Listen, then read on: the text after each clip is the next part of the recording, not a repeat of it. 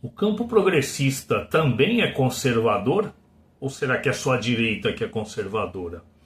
Para falar desse assunto, eu vou pegar como fio da meada a questão da representação de maneira mais ampla, que inclui a questão mais recente, que é a chamada representatividade.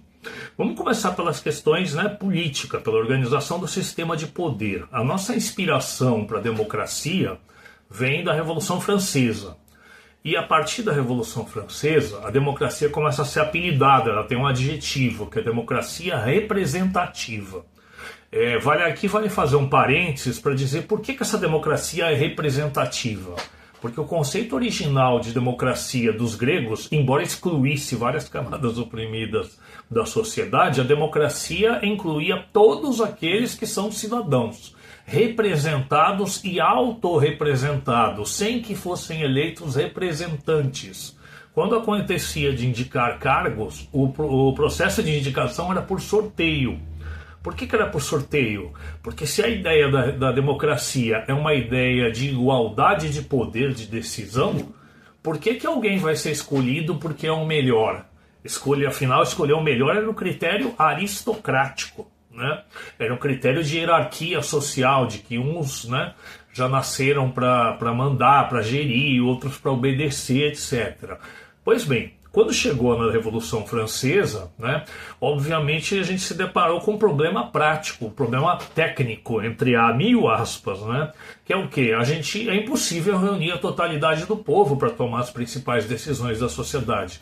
Portanto, a gente vai escolher representantes, certo? E a partir daí começou a funcionar essa democracia. Todo o campo da esquerda, seja ele socialista, anarquista, socialista de várias matizes que existia desde o século XIX, passou a chamar essa democracia, que aqui a gente defende quase que sem adjetivos, de democracia burguesa. Afinal de contas, essa democracia vem através de uma luta da burguesia contra a aristocracia, contra a nobreza, para que a gente pudesse escolher os representantes por eleições, pelo mérito ou algo do tipo. Ela nem incluía os trabalhadores de começo. Pois bem, a gente hoje tem um sistema democrático, que a gente esquece, ou omite, ou mal sabe, que ela é burguesa, dos pés à cabeça. Pois bem, nos anos 70, nos anos 80, até mesmo nos anos 90, parte da esquerda mais combativa, parte da esquerda mais radical, reivindicava uma democracia popular, uma democracia operária, ou uma autogestão, uma cogestão, ou seja, mecanismos de participação popular na decisão, na deliberação, e não apenas de forma consultiva. A gente teve grandes ensaios em algumas prefeituras do PT de orçamento participativo. E ali acontecia o limite, Você só podia decidir sobre uma parcela muito pequena do orçamento, o resto já estava decidido de cima para baixo. E aí muitas vezes o povo se engalfinhava por pequenas verbas e um movimento social era jogado contra o outro. Mas a esquerda não normalizava ou não aceitava os limites dessa democracia burguesa, porque significa que aceitar esse tipo de democracia é aceitar o modo de gestão política do capital. Portanto, aceitar o próprio capitalismo. Portanto, ser conservador. Se você naturaliza a forma burguesa de se representar, de se gerar representação de poder, representantes, gestão da sociedade, você está ao mesmo tempo, embora isso não fique tão evidente, normalizando o próprio sistema capitalista. E aí acontece uma coisa curiosa, a gente tem várias demandas radicais, que questionam várias coisas da sociedade, como alimentação, vestimenta, no plano comportamental, no plano musical, no plano do gênero, no plano da sexualidade, nas questões étnicas, nas questões raciais. Mas essas demandas têm sido encaminhadas muito mais pela representação. Alguém nos representa, virou até gíria, fulano representa. Quem representa, representa a ação. A gente troca a ação pela representatividade. Mesmo quando se tem ação, muitos dos movimentos trabalham para que a ação em algum momento produza uma liderança que vai sim aí sim chegar ao lugar de poder e promover as mudanças. E aí a gente se engana, né? Porque a gente passa a considerar que as mudanças, quando são votadas nas câmaras de vereadores, nos parlamentos, são feitas pelos deputados, pelos senadores, pelos vereadores, deputados estaduais e não pelos movimentos, né? E aí não é uma questão de opinião, né, gente? Nunca, por exemplo, no Congresso brasileiro a gente teve uma maioria de esquerda, nem mesmo uma maioria progressista. A gente sempre teve uma maioria de centro, de direita ou de extrema direita. E em muitos momentos, pautas progressistas, avançadas, democratizantes ou populares passaram. Elas não passaram porque tinha maioria lá dentro. Elas passaram porque houve pressão, seja de mobilização, seja de opinião pública, de debate, de pressão, né? E aí, em alguns momentos, como momentos próximos da eleição, né, os deputados, os representantes eleitos cedem essas pressões quando eles veem que é inevitável a coisa passar, né, e botam debaixo do braço essa causa e procuram aparecer, inclusive, como padrinhos dessa causa, né. Nós vivemos agora uma aprovação parcial, porque ainda precisa passar pelo Senado, e lá pode ser bastante piorado, da escala 6x1.